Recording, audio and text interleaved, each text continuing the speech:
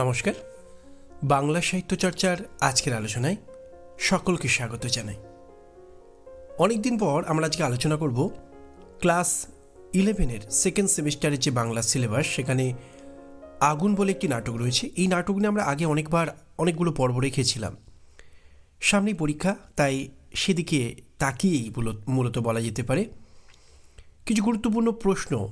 হ্যাঁ, একটা নাটক মানে তাতে অনেক চরিত্র থাকে, অনেকগুলো সংলাপ থাকে, ফলে নাটকের প্রশ্ন সংখ্যা কিন্তু তুলনামূলকভাবে একটা কবিতার থেকে অনেক বেশি হয়। ফলে কোন লাইনটা, কোন সংলাপটা, লাইন বলতে এখানে বেশিরভাগ ক্ষেত্রেই নাটককারের নিজের তো কথা খুব একটা থাকে না, বেশিরভাগই থাকে চরিত্ররা নিজেদের যে কথাগুলো বলছে, যাকে আমরা এক কথায় বলতে পারি সংলাপ। ফলে সংলাপ তুলে ধরে প্রশ্ন হতে পারে। আর কিছু প্রশ্ন হতে পারে কি না, এই নাটকটা সম্পর্কে সাধারণ কিছু বলা যেতে পারে, এই নাটক নিয়ে যে বিষয়গুলো নাটকটার মধ্যে আছে সেই নিয়ে জেনারেল কিছু প্রশ্ন। যেমন ধরা যাক, এই নাটকটাকে কোন শ্রেণীর নাটক বলা যায়, অর্থাৎ আঙ্গিকের দিক থেকে এটাকে কী ধরনের নাটক বলা যায়, এই নাটকটাকে কি একাঙ্ক নাটক বলা যায়। দ্বিতীয়ত হতে পারে যে এই নাটকের নামকরণের সার্থকতা, আগুন নাটকের নামকরণ কেন আগুন করা হলো। তৃতীয়ত হতে পারে যে আগুন নাটকের মধ্যে সমকালীন সমাজ বাস্তবতার যে চিত্র ধরা পড়েছে।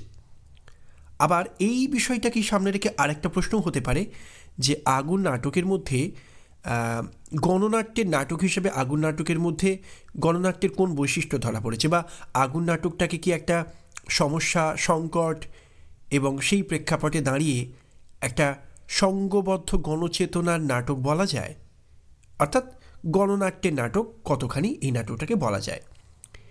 এগুলো হচ্ছে জেনারেল প্রশ্ন, যেগুলো এই নাটকটা সম্পর্কে উঠে আসে। এর বাইরে থাকে অনেক লাইন তোলা যে প্রশ্নগুলো, যেগুলো আমরা আগেই বলছিলাম, সংলাপ নিয়ে কিছু প্রশ্ন। তো মোটামুটিভাবে এর আগে আমরা বেশিরভাগ যে আলোচনাগুলো করেছি, সেখানে বেশিরভাগ ক্ষেত্রে আমরা এই জেনারেল বিষয়গুলো নিয়েই আলোচনা করেছি। আমরা সকলের সুবিধার্থে আরও একবার সেইগুলোকে নিয়ে একটা পর্ব রাখবার চেষ্টা করব, কারণ কিন্তু আবারও বলি যে সেগুলো নিয়ে কিন্তু আমরা আগেও আলোচনা করেছি, কিন্তু আরও একটু অন্যভাবে সেগুলোকে আরেকবার বুঝে নেওয়া যেতেই পারে। তবে আজকের পর্বে আমরা কিছু গুরুত্বপূর্ণ লাইন তোলা প্রশ্ন নিয়ে কথা বলবো, যেগুলো এই নাটক পড়তে গিয়ে আমাদের মনে বেশ দাগ কেটে যায়, বা আমরা বুঝতে পারি যে এই সংলাপটার মধ্যে একটা বিশেষ সমাজ সত্য লুকিয়ে আছে। তো সেরকম কিছু লাইনের মধ্যে আমরা মনে করতে পারি এই নাটক থেকে, যেমন ধরা যাক একটা লাইন যে আগুন আগুন জ্বলছে আমার পেটে। এই সংলাপটাকে তুলে দিয়ে একটা প্রশ্ন হতে পারে যে সংলাপটি কার, কোন প্রসঙ্গে সে কথা বলে এবং তার তাৎপর্য কী। আমরা আরও কিছু প্রশ্নে যাব, কিন্তু শুধু প্রথম দিকে পরপর প্রশ্নগুলো বলে গেলে সেই অনুযায়ী উত্তর করতে আমাদের একটু অসুবিধা হবে, কারণ পরপর কোনগুলো আমরা রাখছি তার থেকে আমরা এক একটা প্রশ্নকে নির্বাচন করব এবং তা নিয়ে কিছু কথা বলতে পারি আমরা। তো শুরু করা যাক এই সংলাপটাকে নিয়ে, যদি আমরা একটা প্রশ্ন উত্তর দাঁড় করাবার চেষ্টা করি যে আগুন আগুন জ্বলছে আমার পেটে, কে বলেছে। এক্ষেত্রে আমাদেরকে যেটা উত্তরটা এইভাবেই দাঁড় করাতে হবে যে বিজন ভট্টাচার্যের লেখা আগুন নাটকে এই সংলাপটি বলেছে নাটকের পঞ্চম দৃশ্যে যুবক বলে যে জনৈক চরিত্রটিকে রাখা হয়েছে, সেই যুবক চরিত্রটি, তার কোনো নাম নেই। এই নাটকে বেশিরভাগ ক্ষেত্রে তোমরা একটা জিনিস লক্ষ্য করবে যে নাটকটাতে প্রায় 5টা দৃশ্য আছে, প্রায় বলা ভুল, 5টা দৃশ্য আছে। তার মধ্যে চতুর্থ দৃশ্য পর্যন্ত নাটকটাতে আমরা দেখব যে চরিত্রদের একটা নামধাম রাখা হয়েছে, কারণ সেখানে একটা পারিবারিক প্রেক্ষাপটকে রাখা হয়েছে। একটাতে প্রথম দৃশ্যে সম্ভবত একটি বলা যেতে পারে ওই শাকসবজি বিক্রেতার পরিবারকে দেখানো হয়েছে, তারপরে একটি কৃষক পরিবারকে, একটি শ্রমিক পরিবারকে এবং একটি কেরানির পরিবারকে দেখানো হয়েছে। কিন্তু শেষ দৃশ্যে দেখা যাচ্ছে যে লক্ষ্য করবার মতো, এখানে যে লাইন দিয়ে দাঁড়িয়ে রয়েছে চালের দোকানের সামনে, রেশনের দোকানের সামনে, এই সার দিয়ে দাঁড়িয়ে থাকা লোকগুলো যারা সেই ভোর রাত থেকে উঠে এসে দাঁড়িয়েছে দুটো চালের প্রত্যাশায়, যাদের অনেকের বাড়িতে প্রায় 2 দিন পর্যন্ত কেউ মুখে কোনো অন্ন তুলতে পারেনি, খাবার তুলতে পারেনি, পেট যাদের আগুন জ্বলছে পেটে, খিদের আগুন, সেখানে কিন্তু চরিত্রগুলো সেভাবে কোনো নাম রাখা হয়নি। প্রথম পুরুষ, দ্বিতীয় পুরুষ, তৃতীয় পুরুষ, এইভাবে কিছুটা রাখা হয়েছে। আসলে এই চরিত্রগুলো ভিড়ে মেশা চরিত্র। এখানে চরিত্রদের নাম ধাম, তার ব্যাকগ্রাউন্ড, হ্যাঁ হরে কৃষ্ণ চরিত্রটির একটি নাম রাখা হয়েছে বটে, কিন্তু বেশিরভাগ ক্ষেত্রেই চরিত্রগুলোর কোনো নাম রাখা হয়নি। আসলে এরা দুর্ভিক্ষ পীড়িত সাধারণ মানুষ, এদের নাম ধাম জানার দরকার নেই আমাদের, এদের সমস্যাটাকে আমাদেরকে বুঝতে হবে। তো যাই হোক, তাহলে নাটকের পঞ্চম দৃশ্যে জনৈক যুবক চরিত্রটি এই কথা বলেছে। কখন বলেছে না, যখন নাটকের পঞ্চম দৃশ্যে আমরা দেখতে পাবো যে পঞ্চম দৃশ্যে কি দেখানো হয়েছে, একটি রেশনের দোকানের সামনে সার দিয়ে লোক দাঁড়িয়ে রয়েছে চালের প্রত্যাশা নিয়ে, এবং সেই সময় একটি যুবক ছুটে আসছে এবং সে আগুন আগুন করে চিৎকার করছে। তাকে যখন সিভিক গার্ড জিজ্ঞাসা করছে আগুন কিসের আগুন, হরে কৃষ্ণ জিজ্ঞাসা করছে আগুন আবার লাগলো কোথায় বাবা এর মধ্যে। এই যে সকলে তাকে জিজ্ঞাসা করছে, যখন সে আগুন আগুন করছে তখন সে জানাচ্ছে যে আগুনটা আসলে আমার পেটে চলছে, বাইরে কোথাও আগুন লাগেনি। তো তার মানে এই নাটকের পঞ্চম দৃশ্যে জনৈক যুবক চরিত্রটি এই কথা বলেছে। কখন বলেছে না, নাটকের পঞ্চম দৃশ্যে আমরা দেখতে পাবো একটি চালের দোকানের সামনে, একটি রেশনের দোকানের সামনে কিছু লোক ভোর রাত থেকে অপেক্ষা করে রয়েছে দুমুঠো চালের প্রত্যাশায়। তারা যখন চালের লাইনে দাঁড়িয়ে রয়েছে ঠিক সেই সময় একটি যুবক বা ওই যুবক ছুটে আসে এবং সে আগুন আগুন বলে চিৎকার করে। সকলে যখন তাকে জিজ্ঞাসা করে কোথায় আগুন লেগেছে একটা বিপদের আশঙ্কায়, তখন যুবক জানায় যে এই বিপদ বাইরে কোথাও নয়, ভেতরে। এই আগুন লেগেছে তার পেটের মধ্যে। এই আগুন কিসের? খিদের আগুন। তাহলে কোন প্রসঙ্গে বলছে আমরা বুঝতে পারলাম, তাৎপর্য কী? আসলে মনে রাখতে হবে যে এই নাটকে এই যে আগুন জ্বলছে আমার পেটে, এই কথাটার মধ্য দিয়ে একটা সমাজ বাস্তবতাকে দেখানো হয়েছে। নাটকটার মধ্যে কোন সমাজ বাস্তবতার ছবি উঠে এসেছে, আমরা একটা প্রশ্নের কথা বলছিলাম। এই সংলাপটার মধ্যেই কিন্তু সেই সমাজ বাস্তবতাটা ধরা পড়ছে। এই প্রশ্নের উত্তরটাকে যদি আমরা ঠিকমতো দাঁড় করাতে পারি তাহলে কিন্তু সমাজ বাস্তবতার ছবিটা আমাদের কাছে স্পষ্ট হবে। আগুন জ্বলছে আমার পেটে, এ তো শুধু যুবকের কথা নয়, ওই লাইনে দাঁড়িয়ে থাকা প্রত্যেকটা মানুষ, তাদের জাত পরিচয়, ধর্মগত পরিচয় তথা জাতপাতের পরিচয়, সামাজিক অবস্থানের পরিচয়, তাদের অর্থনৈতিক অবস্থানের পরিচয়, তাদের শিক্ষাগত অবস্থান, সব কিছুকে ছাপিয়ে গেছে কি না, পেটের খিদে। আগুন চলছে, খিদের আগুন চলছে। আসলে সেদিন অন্নাভাব, খিদের জ্বালা সমস্ত মানুষের সমস্ত পরিচয়কে মুছে ফেলেছে। মনে রাখতে হবে যে কথাটা আমাদের আগেই বলা দরকার ছিল, আগুন নাটকটা আসলে লেখা হয়েছে বাংলায় 1350, ইংরেজিতে 1943 মতো। 1943 খ্রিস্টাব্দ তথা বাংলার 1350 বাংলার বুকে যে মহামন্বন্তর হয়, যে তীব্র খাদ্য সংকট তৈরি হয়, আমরা সেদিনের গল্প, কবিতা, নাটক জানিও আরও অনেক, যেখানে গ্রামের মানুষ খেতে না পেয়ে দলে দলে শহরের রাস্তায় ফুটপাতে গিয়ে মরছে এক মুঠো চালের ভাতের জন্য, ফ্যানের জন্য। সেই দিনের মহামন্বন্তরের চিত্রটাকে কিন্তু এই নাটকের মধ্যে দেখানো হয়েছে। আসলে আমাদেরকে মনে রাখতে হবে যে মহামন্বন্তর বলে যে চিত্রটা আমরা জানি, তার পিছনে সেই সময়কার বাংলার বুকে দক্ষিণবঙ্গে প্রবল ঝড়, বন্যা, এগুলোকে অর্থাৎ প্রাকৃতিক কারণকে দায়ী করা হয়। কিন্তু মনে রাখতে হবে যে প্রাকৃতিক কারণই একমাত্র দায়ী নয়। এই প্রাকৃতিক কারণ বা প্রাকৃতিক কারণে ঘটে যাওয়া সমস্যাটাকেও হয়তো মানুষ মোকাবিলা করতে পারত, কিন্তু যে মানুষের তৈরি যে কারণগুলো এই সমস্যাটাকে আরও ঘনীভূত করেছিল, তার মধ্যে একটা হচ্ছে দ্বিতীয় বিশ্বযুদ্ধ। দ্বিতীয় বিশ্বযুদ্ধে ব্রিটিশ সৈন্যকে খাদ্য সরবরাহ করতে গিয়ে সেদিন বাংলার কৃষকদের থেকে খাদ্য ছিনিয়ে নেওয়া হয়। এর ফলে বাজারে খাদ্যের অভাব তৈরি হয়, আর এই সুযোগে কিছু কালোবাজারিরা গুদামজাত করে রাখে খাবারকে। ফলে মানুষের মধ্যে একটা তীব্র খাদ্য সংকট তৈরি হয়। সেই খাদ্য সংকট বা মহামন্বন্তরের দিনের ছবিটাকেই, জ্বলন্ত চিত্রটাকেই এই নাটকের মধ্যে দেখানো হয়েছে, এবং সেদিনের নিরন্ন মানুষের পেটের যে খিদের জ্বালা সেটাকে দেখানো হয়েছে। এই যুবকের পেটে তো শুধু খিদের আগুন জ্বলছে না, এই লাইনে দাঁড়িয়ে থাকা প্রত্যেকটা মানুষের পেটে সেই খিদের আগুন। জনৈক ওই যে একজন ব্যক্তির কথা এখানে বলা হচ্ছে, যাকে সিভিক গার্ড বের করে দিতে চেয়েছে, চতুর্থ পুরুষ, সে কি বলছে না, দাও না বাবা আমায় লাইনে ঢুকতে। সত্যি বলছি, আমি একবারও চাল নিইনি, বিশ্বাস করো বাবা, 3টি প্রাণী 2 দিন অনাহারে আছি বাবা, দয়া করো। এই যে অনাহারে থাকা মানে পেটের মধ্যে খিদের আগুন জ্বলছে, তো শুধু এই যুবকের মধ্যে নয়, চতুর্থ পুরুষ আরও অনেকের মধ্যে। নাটকের মধ্যে আমরা দেখব এর আগের যে দৃশ্যগুলো আছে সেখানে একটি শ্রমিক পরিবারের কথা বলা হচ্ছে, সেখানেও তো দেখতে পাবো যে সেই শ্রমিক পরিবারটার মধ্যেও কিন্তু ওই একই সমস্যা। সেখানেও যাকে শ্রমিক রূপে দেখানো হয়েছে, সেই সতীশ বলে যে চরিত্রটি নাটকের তৃতীয় দৃশ্যে, সতীশের সঙ্গে তার স্ত্রী ক্ষীরির যে দ্বন্দ্বটা তৈরি হচ্ছে, সেটা আসলে কি না, সতীশের পেটে খিদে চলছে, খিদের আগুন জ্বলছে। সে কারখানায় কাজ করে, খিদে বেশি, কিন্তু ক্ষীরি কোথা থেকে খাবার দেবে? সতীশ বাস্তবতাকে কখনো কখনো বোঝে না, ক্ষীরির থেকে সে খাবার দাবি করে।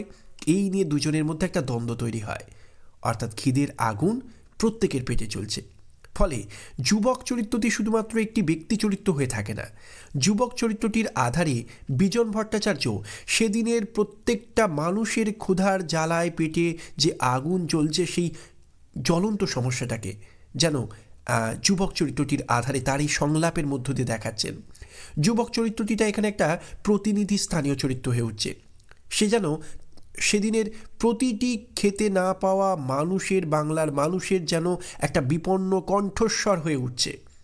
এইভাবে কিন্তু আমরা ভাবতে পারি, যার মধ্য দিয়ে সেদিনের মহামন্বন্তরের দিনগুলোতে মানুষের পেটের যে ক্ষুধার জ্বালা সেটাকে আমরা প্রত্যক্ষ করছি।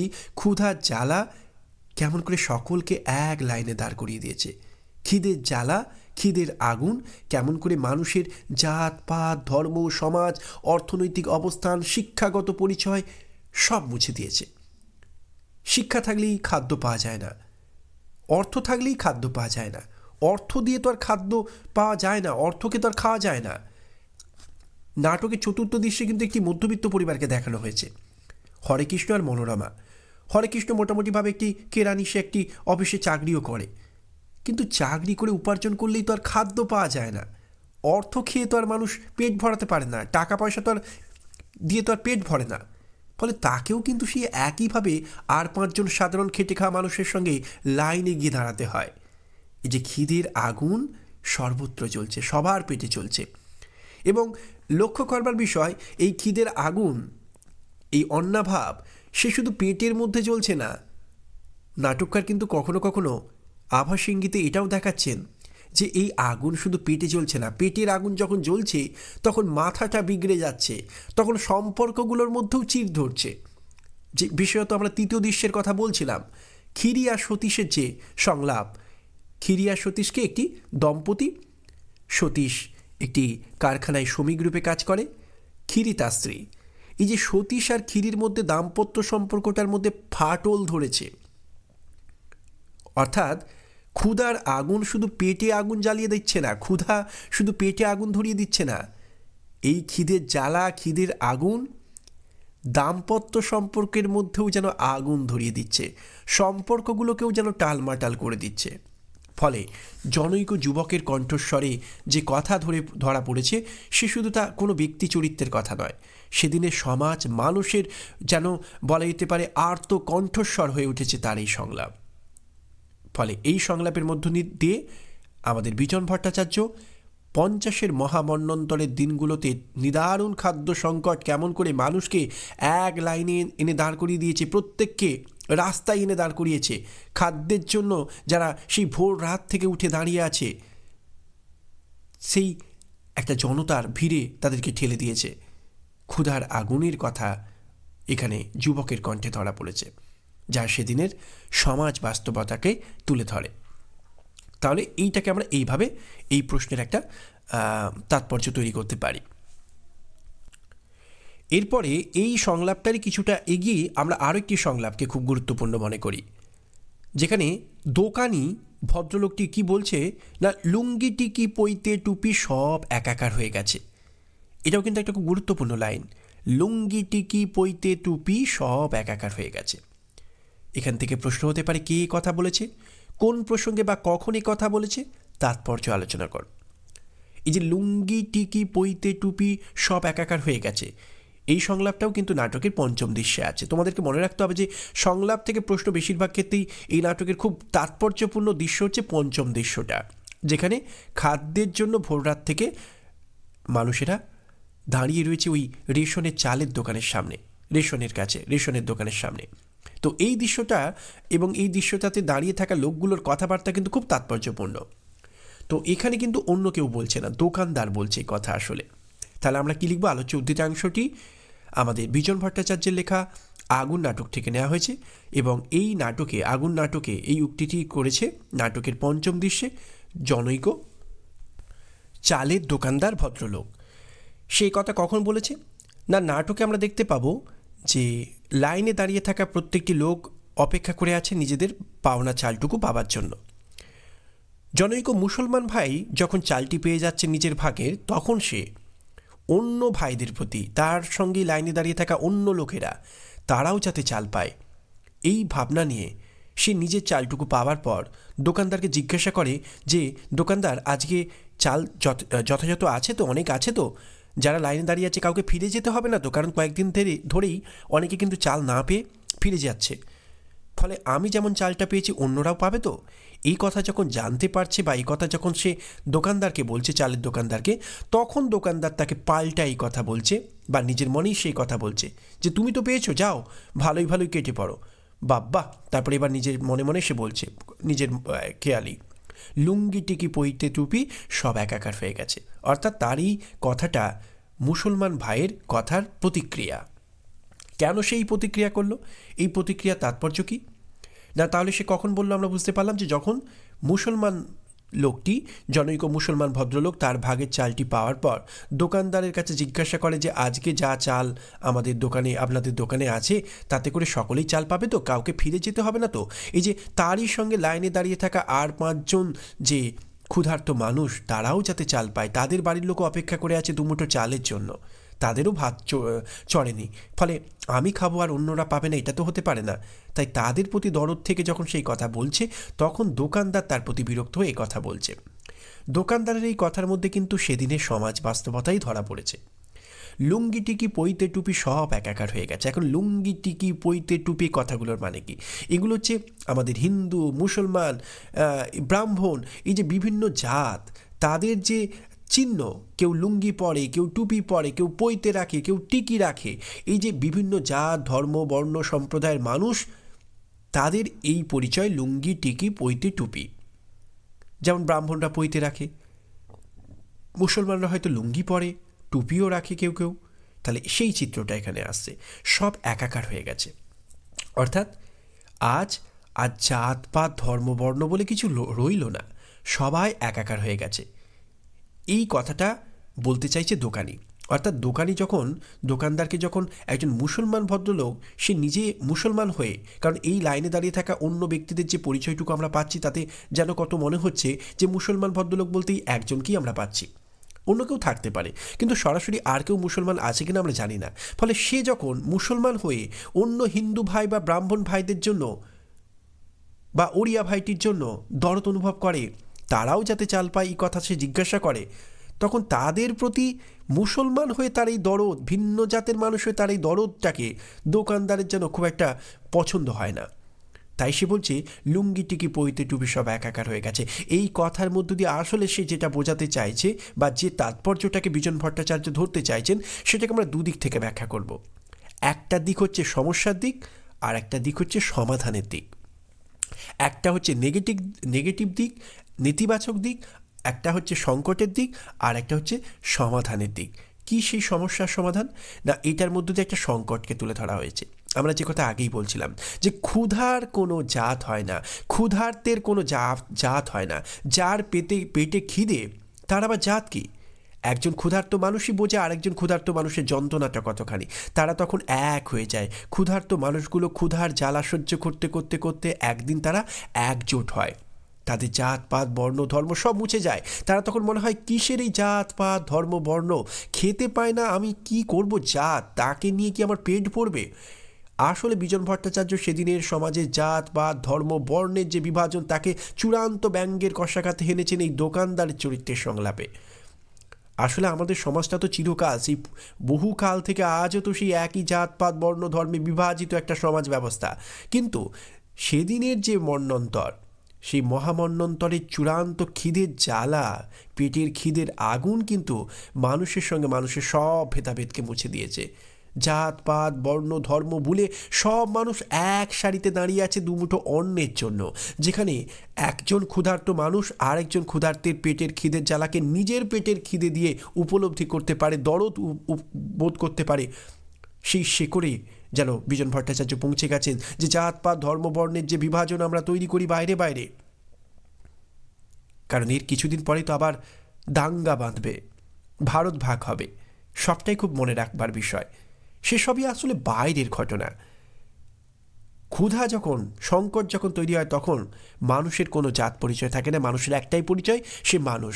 এই যে খিদের জ্বালায় সমাজের, বর্ণের, ধর্মের, অর্থনৈতিক অবস্থানের সমস্ত পার্থক্য মুছে সবাই যে এক জায়গায় দাঁড়িয়ে গেছে, পেটের খিদে মহামন্বন্তর যে মানুষকে এক জায়গায় টেনে নামিয়ে এনেছে, তাদের সেই সংকটটাকে এখানে দেখানো হচ্ছে, যেখানে লুঙ্গি টিকি পইতে টুপি সব একাকার হয়ে গেছে। ক্ষুধার কোনো জাত হয় না, পেটের খিদে মানুষের সমস্ত জাত পরিচয়, ধর্ম, বর্ণের সমস্ত আইডেন্টিটিকে, শুধুমাত্র পেটে আগুন জ্বলেনি, সেই বাইরের জাতপাতের ধর্মের পরিচয়টাকেও যেন আগুন ধরিয়ে দিয়েছে। সব মুছে গেছে, সব পুড়ে ছাই হয়ে গেছে। আমার কি পরিচয়, তোমার কি পরিচয়? আমি ক্ষুধার্ত, তুমিও ক্ষুধার্ত, তাই আমি তোমার কষ্টটাকে বুঝতে পারি। তাই মুসলমান ভাই দোকানিকে জানতে চায়, সকলে চাল পাবে তো?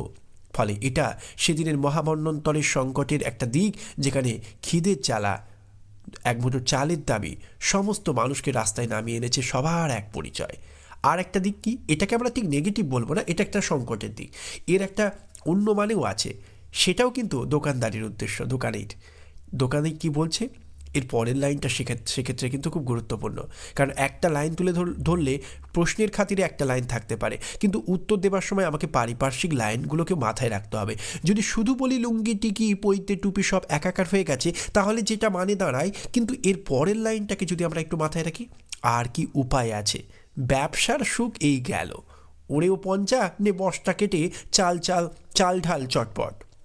এই যে আর কি উপায় আছে, ব্যবসার সুখ এই গেল, এটা আসলে তার ব্যবসার সংকটকেও চিহ্নিত করছে, এবং সেখানে দাঁড়িয়ে এই নিরন্ন মানুষের জাত পরিচয় মুছে যাওয়াটা শুধু কোনো সংকট হয় না, এটা একটা সমাধানের পথ হয়। আসলে বাঁচতে গেলে একজোট হয়ে বাঁচতে হবে। সেদিন আমরা আগেই বলেছি, মহামন্বন্তরের পেছনে প্রাকৃতিক বিপর্যয় থাকলেও কিছু লোভী, স্বার্থপর, মতলববাজ মানুষ, আড়তদার মানুষ, দোকানি মানুষ খাদ্যশস্য মজুত করে রেখে দিয়েছিল পরে চড়া দামে বিক্রি করবে বলে। কিন্তু এই যে শাসক আর যারা শোষিত, এদের যে দ্বন্দ্ব, এই দ্বন্দ্ব তো তখনই চূড়ান্ত রূপ লাভ করে যখন শোষিত মানুষেরা একজোট হয়। তারা তাদের জাতপাতের, বর্ণে, ধর্মের পরিচয় যখন মুছে ফেলতে পারে, তখনই তো তারা ঐক্যবদ্ধ। এখানে দোকানের কথায় কিন্তু এটাও ধরা পড়েছে যে এই খিদের জ্বালা বা ক্ষুধার জ্বালা শুধু মানুষকে এক জায়গায় দাঁড় করিয়ে দিয়েছে, তাদের জাত পরিচয় মুছে দিয়েছে তাই নয়, তারা ঐক্যবদ্ধ হয়েছে। এটাই তো গণনাট্যের বৈশিষ্ট্য, যে শোষক আর শোষিত এই সম্পর্কটা তখনই একটা তাৎপর্যপূর্ণ হয় যখন যারা শোষিত তারা তাদের বিচ্ছিন্নতাকে ভুলে তারা আর একজন শোষিতকে আইডেন্টিফাই করতে পারে যে ও আমারই মতো শোষিত, তাই ওর জাত আর আমার জাত এক। ধর্ম সমাজ কি বলল তাই নয়, ওর জাত আর আমার জাত এক, সেই জাতটা কি, আমরা শোষিত, আমরা বঞ্চিত। তাই লুঙ্গি টিকি পইতে টুপি সব একাকার হয়ে গেছে, শুধুমাত্র সেদিনের মহামন্বন্তরের দিনে জাত পরিচয় মুছে মানুষের বিপন্নতাকে তুলে ধরে না, এ আসলে তাদের শ্রেণী সচেতনতার প্রতীক, যে সেখানে প্রত্যেকটা শ্রেণী সচেতন মানুষ, অর্থাৎ নিরন্ন বঞ্চিত মানুষ নিজেদের সমাজের আখেরটা বুঝতে শিখেছে। আমি যেমন আমার ভাগের চালটা নেব, তেমনি আমারই সঙ্গে লাইনে দাঁড়িয়ে থাকা আরেকজন ক্ষুধার্ত ভাইয়ের জন্য আমি লড়বো, কারণ ও আর আমি এখন একই বঞ্চনার শিকার। এটাকে বলে শ্রেণী সচেতনতা, অর্থাৎ আমার শ্রেণী আর তোমার শ্রেণী আমি বুঝে গেছি, আমরা যারা লাইনে দাঁড়িয়েছি আমরা সকলে বঞ্চিত, আর তুমি দোকানদার ভাই, তুমি হচ্ছে আড়তদার ব্যবসায়ী, তোমরা হচ্ছে চাল গুদামজাত করে আমাদেরকে খাদ্য থেকে বঞ্চিত করো। সেই বঞ্চনার বিরুদ্ধে মানুষ যে ঐক্যবদ্ধ হচ্ছে, তাদের মধ্যে যে শ্রেণী সচেতনতা তৈরি হয়েছে, সেটাই কিন্তু এই সংলাপের মধ্যে ধরা পড়েছে। তাই আর ব্যবসা করে লাভ হবে না, অর্থাৎ এই দোকানদাররা এতদিন পর্যন্ত কিছু মানুষকে চাল দিয়ে বাকিদেরকে এই যে দিনের পর দিন চাল না পেয়ে ফিরে যাচ্ছে, এ তো শুধু চাল না থাকা নয়, চাল গুদামজাত করে মানুষকে বঞ্চিত করা। কিন্তু যখন প্রত্যেকের টুকুই যদি শুধু বোঝে, তাহলে কি হয়, একজন মানুষ নিজের টুকু পেলেই আর 10 জন না লাইনে দাঁড়িয়েও না পেয়ে বাড়ি ফিরে গেলে কোনো সমস্যা তৈরি হয় না। কিন্তু যখন আমি বুঝি যে আমারটাও পাবো আর অন্যজনও যেন পায়, সেদিকটা দেখবো, তখন কি হয়, তাদের মধ্যে একতা হয়েছে। তখন দোকানদার বা ব্যবসাদারের পক্ষে এই চুরিচামারি করা বা তাদেরকে বঞ্চিত করাটা সহজ হয় না। ব্যবসার সুখ তখন তাদের সত্যিই চায়। এখানে সংকট আসলে শোষিত, বঞ্চিত, নিরন্ন মানুষের নয়, এ আসলে শোষক, দোকানদার, আড়তদারদের। কারণ এই দৃশ্যের শুরুতেই একটা চমৎকার সংলাপ আমাদের কাছে উঠে আসছে, যেখানে কেরানি ভদ্রলোক হরেকৃষ্ণবাবু বলছেন উড়িষ্যা থেকে নাকি লক্ষ লক্ষ মন চাল এসে পড়েছে। এ চাল উড়ল কোথায়? এই যে চাল এসেছে, কিন্তু আড়তদার দোকানদাররা মানুষকে বঞ্চিত করছে। সেই বঞ্চনার বিরুদ্ধে মানুষ প্রতিবাদ জানাচ্ছে। কিভাবে? তাদের দরদ একে অন্যের জন্য। মুসলমান ভাই তাই নিজের চালটুকু পেয়েই কিন্তু বাড়ি ফিরে যায়নি, যাওয়ার আগে খোঁজ নিয়েছে আমার অন্য ভাইয়েরাও পাবে তো। এটাই তো শ্রেণী সচেতনতা, যে আমি আর ওই লাইনে দাঁড়িয়ে থাকা মানুষগুলো এক, আর ওই দোকানদাররা ওরা আর এক। ওরা শোষক, আমরা শোষিত। এই শ্রেণী সচেতনতা আসলে আমরা বলতে পারি গণনাট্যেরই বৈশিষ্ট্য। গণনাট্যে একটা সংকট থাকে, সংকটের পাশাপাশি সংকট থেকে উত্তীর্ণ হওয়ার জন্য সম্মিলিত মানুষের একটা শ্রেণী সচেতনতার বোধ থাকে। একটা প্রতিবাদও তো আছেই নাটকে।